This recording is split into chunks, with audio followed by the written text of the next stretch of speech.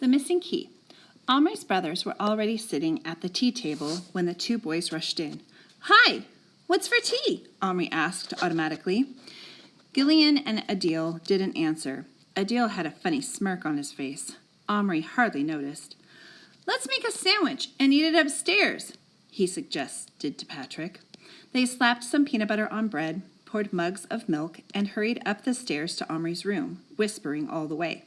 "How long does it take?" "Only a few minutes." "Can I see her?" "Wait till we get upstairs." Omri opened the door and stopped dead. The white medicine cupboard was gone. "Where is it?" gasped Patrick. Omri didn't say a word. He turned and rushed downstairs again, with Patrick behind him. "Okay, where have you hidden it?" he shouted as soon as he burst into the kitchen. "I don't know what you're referring to," said Adil loftily. "Yes, you do. You've taken my cupboard." "And supposing I did? It was only to teach you a lesson. You're always taking my things and hiding them. Now you'll see how funny it isn't." "When did I take anything of yours? Tell me one thing in the last month." "My football shorts," said Adil promptly. "I never touched your stupid shorts. I already swore I hadn't." "I had to miss games again today because I didn't have them, and I got a detention for it. So you can be grateful I'm only punishing you this for that and not bashing you in," said Adil with maddening calm. Omri felt so furious he even wondered for a moment whether it was worth bashing Adil in. But Adil was enormous, and it was hopeless. So after gazing at him for another moment with hate-filled eyes, Omri turned and dashed upstairs again, almost falling over Patrick on the way. "What'll you do?" "Look for it, of course." He was turning Adil's room upside down like a madman when Adil, slowly mounting the stairs in the direction of his homework, heard the racket and came running. He stood in the doorway looking at the shambles of pulled-out drawers, degutted cupboards, and furniture pulled awry. "You little swine!" he howled, and dived at Omri. Omri fell to the ground with Adil on top. "I'll tear everything you've got to pieces till you give it back to me," Omri shouted in jerks as Adil shook and pummeled him. "Then cough up my shorts." "I haven't got your stinking shorts," screamed Omri. "Are these them?" asked a small voice in the background. Adil and Omri stopped fighting, and Adil, sitting astride, twisted his neck to see. Patrick was just lifting a crumbled navy blue object from behind a radiator. Omri felt the anger go out of Adil. "Oh, yes. It is, as a matter of fact. How did they get there?" But Omri knew perfectly well how. Adil had hung them there to dry, and they dropped off backward. Adil scrambled up, looking distinctly sheepish. He even helped Omri to his feet. "Well, but you have hidden things in the past," he mumbled. "How was I to know?" "Can I have my cupboard now?" "Yeah, it's up in the attic. I piled a lot of stuff on it." Omri and Patrick took the stairs to the attic 2 at a time.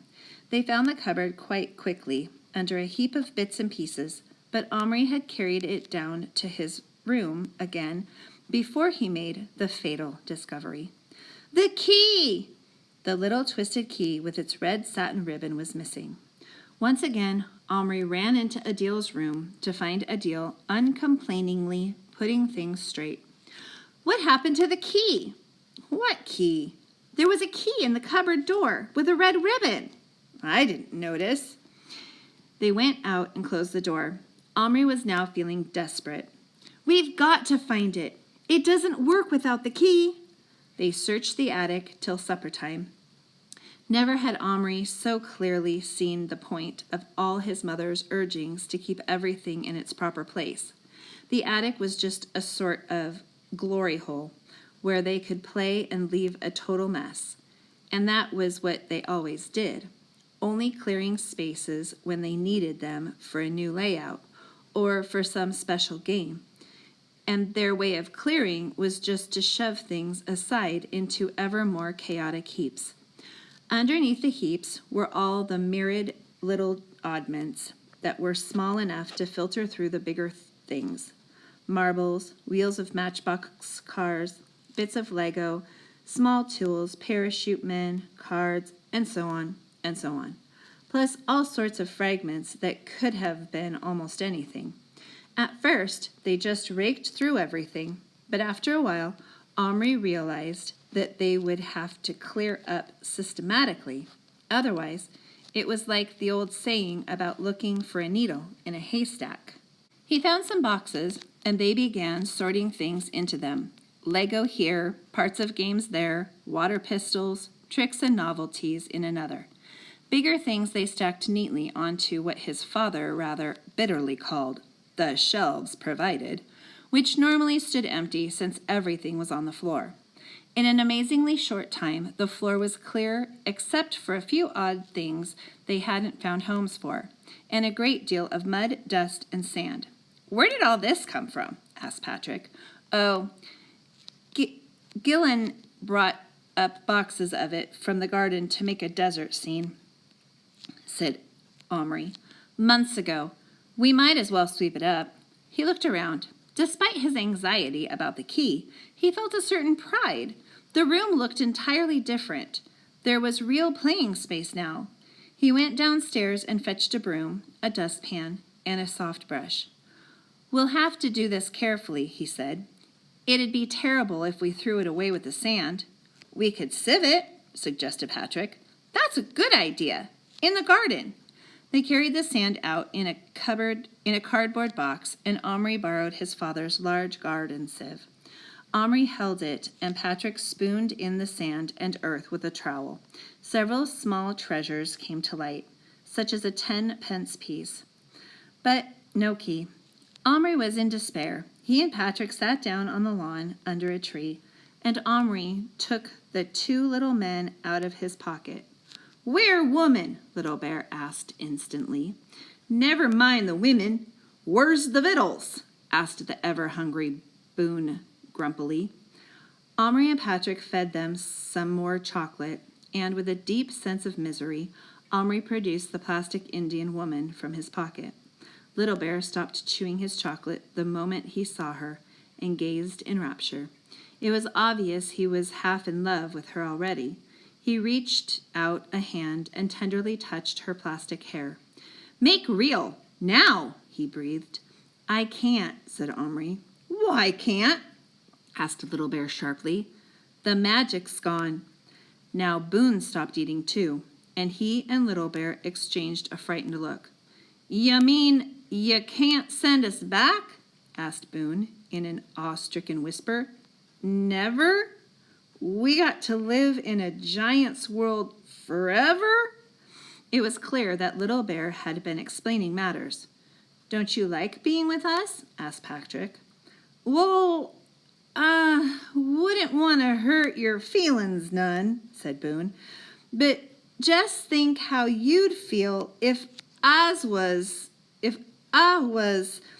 as big to you as you are to me." "Little Bear?" asked Omri. Little Bear dragged his eyes away from the plastic figure and fixed them like little bright crumbs of black glass on Omri. "Omri good," he pronounced at last. "But Little Bear Indian brave. Indian chief. How be brave? How be chief with no other Indians?" Omri opened his mouth. If he had not lost the key, he might have rashly offered to bring to life an entire tribe of Indians, simply to keep Little Bear contented. Through his mind flashed the knowledge of what this meant. It wasn't the fun, the novelty, the magic that mattered anymore. What mattered was that Little Bear should be happy. For that, he would take on almost anything. They all sat quietly on the lawn. There seemed nothing more to say. A movement near the back of the house caught Omri's eye. It was his mother, coming out to hang up some wet clothes. He thought she moved as if she were tired and fed up. She stood for a moment on the back balcony, looking at the sky. Then she sighed and began pegging the clothes to the line. On impulse, Omri got up and went over to her. You haven't found anything of mine, have you? He asked. No, I don't think so. What have you lost? But Omri was too ashamed to admit he'd lost the key she'd told him to be so careful of. Oh, nothing much, he said. He went back to Patrick, who was showing the men an ant. Boone was trying to pat his head, but it wasn't very responsive. Well, Omri said, we might as well make the best of things. Why not bring the horses out and give the fellas a ride? This cheered everyone up, and Omri ran up and brought the 2 horses down carefully in an empty box. Next, Patrick stamped out 2 square feet of the lawn, hard, to give the horses a really good gallop. Quite a large black beetle alighted on the flattened part, and Little Bear shot it dead with an arrow. This cheered him up a bit more, though not much. While the horses grazed the fresh grass, he kept giving great lovesick sighs, and Omri knew he was thinking of the woman. Maybe you'd rather not stay the night now, Omri said to Patrick. I want to, said Patrick, if you don't mind. Omri felt too upset to care one way or the other. When they were called in to supper, he noticed that Adil was trying to be friendly, but Omri wouldn't speak to him. Afterward, Adil took him aside. What's up with you now? I'm trying to be nice. You got your silly old cupboard back. It's no good without the key. Well, I'm sorry. It must have dropped out on the way up to the attic. On the way up to the attic. Omri hadn't thought of that. Will you help me find it? He asked eagerly. Please? It's terribly important. Oh, all right then. The 4 of them hunted for half an hour. They didn't find it. After that, Gillian and Adil had to go out to some function at school, so Patrick and Omri had the television to themselves. They took out the 2 men and explained this new magic, and then they all watched together.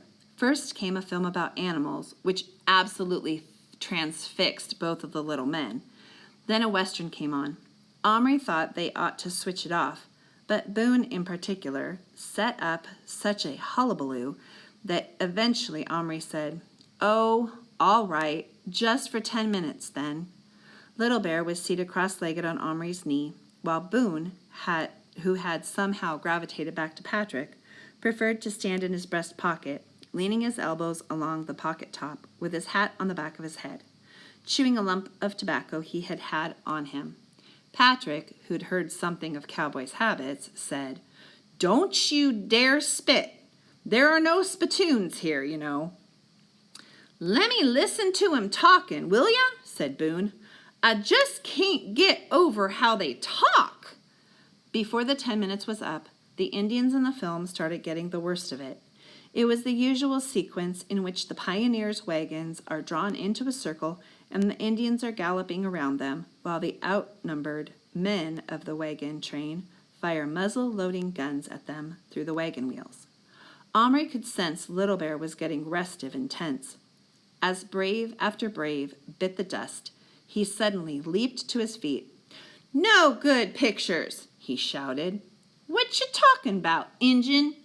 Boone yelled tauntingly across the chasm dividing him from Little Bear. That's how it was. Ma and Pa was in a fight like that, and Ma Pa told me he done shot near enough 15-20 of them dirty savages. White men move on to land, use water, kill animals. So what? Let the best man win. And we won. Yippee! He added as another television Indian went down with his horse on top of him. Omri was looking at the screen when it happened. In a lull on the soundtrack, he heard a thin, faint whistling sound and heard Boone grunt. He looked back at Boone swiftly, and his blood froze. the cowboy had an arrow sticking out of his chest. For a couple of seconds, he remained upright in Patrick's breast pocket. Then, quite slowly, he fell forward. Omri had often marveled at the way people in films, particularly girls and women, were given to letting out loud screams at dramatic or awful moments. Now he felt one rise in his own throat and would have let it out if Little Bear had not cried out first. Patrick, who had not noticed anything amiss till now, looked at Little Bear, saw where his bow arm was still pointing, and looked down at his own pocket. Over the top of it, Boone hung, head down, as limp as a piece of knotted string. "Boone! Boone!" "No," snapped Omri. "Don't touch him!" Ignoring Little Bear, who tumbled down his trouser leg to the floor as he moved, Omri very carefully lifted Boone clear between finger and thumb and laid him across the palm of his hand. The cowboy lay face up with the arrow still sticking out of his chest. "Is he dead?" whispered Patrick in horror. I don't know. Shouldn't we take the arrow out?" "We can't. Little Bear must." With infinite care and slowness, Omri laid his hand on the carpet. Boone lay perfectly still. With such a tiny body, it was impossible to be sure whether the arrow was stuck in where his heart was, or a little higher up toward his shoulder. The arrow shaft was so fine you could only make it out by the minute cluster of feathers. "Little Bear, come here." Omri's voice was steely, a voice Mr. Johnson himself might have envied. It commanded obedience. Little Bear scrambled to his feet after his fall, walked unsteadily to Omri's hand. "Get up there and see if you've killed him." Without a word, Little Bear climbed onto the edge of Omri's hand and knelt down beside the prostrate Boone. He laid his ear against his chest just below the arrow. He listened, then straightened up, but without looking at either of the boys. "Not killed," he said sullenly. Omri felt his breath go out in relief. "Take the arrow out, carefully. If he dies now, it'll be doubly your fault." Little Bear put one hand on Boone's chest with his fingers on either side of the arrow, and with the other took hold of the shaft where it went into Boone's body. "Blood come. Needs stop up hole." Omri's mother kept boxes of tissues in every room, mainly so nobody would have an excuse to sit sniffling.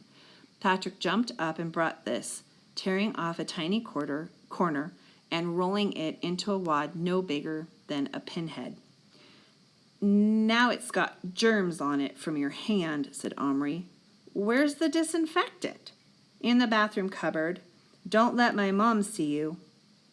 While Patrick was gone, Omri sat motionless and silent, his eyes fixed on Little Bear, still poised to pull out the arrow. After a very long minute, the Indian muttered something. Omri bent his head low. "What?" "Little Bear, sorry." Omri straightened up, his heart cold and untouched. "You'll be a lot sorrier if you don't save him," was all he said. Patrick raced back with the bottle of Listerine. He poured a drop into the lid and dipped the little ball of tissue into it. Then he held the cap close to Little Bear. "Go on," Omri ordered. "Pull it out." "Go on," Omri ordered. "Pull it out." Then he began to tremble. "Little Bear not do. Little Bear not doctor. Get doctor back. He no make wound good." "We can't," said Omri shortly. "The magic's gone. You must do it. Do it now. Now, Little Bear." Again, the Indian stiffened, closing his hand tightly around the arrow. Slowly and steadily, he drew it out and threw it aside. Then, as the blood welled out over Boone's checked shirt, Little Bear swiftly squeezed the liquid out of the ball of tissue and pressed it against the wound. "Use your knife now. Cut the dirty shirt away." Without hesitating, Little Bear obeyed. Boone lay still, his face under his tan hat turned ashy gray. "We need a bandage," said Patrick. "There's nothing we could use, and we can't move him to wrap it around him. We'll have to use a tiny bit of Band-Aid." Again, Patrick went to the bathroom. Again, Omri, Little Bear, and Boone were left alone. Little Bear knelt now with his hands loose on his thighs, his head down. His shoulders rose and fell once. He was sobbing? Was he sobbing? With shame or fear? Or could it be sorrow? Patrick returned with a box of Band-Aids and a pair of nail scissors. He cut out a square big enough to cover the whole of Boone's chest. Little Bear stuck it on with great care and even, Omri thought, tenderness. "Now," said Omri, "take off your chief's cloak and cover him warmly." This, too, Little Bear did uncomplainingly. "We'll take him upstairs and put him to bed," said Omri. "Oh, goodness, I wish we had that key and I could get that doctor back." As they walked slowly upstairs, he told Patrick about the First World War soldier he had brought to life to tend Little Bear's leg wound. "We've got to find the key," said Patrick. "We've just got to." Little Bear, still at Boone's side on Omri's hand, said nothing. In Omri's room, Patrick made a bed for the cowboy from a folded handkerchief and another woolen square cut from Omri's sweater. Omri slipped a bit of thin, stiff card between Boone and his own hand, and on this he transferred the wounded man without too much disturbance, which might have started the bleeding again. He was still unconscious. Little Bear silently stood by. Suddenly he moved. Reaching up, he snatched off his chief's headdress and threw it violently onto the ground. Before Omri could stop him, he began jumping on it, and in a second or two all the beautiful tall turkey feathers were bent and broken. Leaving it lying there, Little Bear took off across the carpet, running as hard as he could over the deep woolen tufts, stumbling sometimes, but running always in the direction of the seed box and his home. Patrick moved, but Omri said quietly, "Let him alone."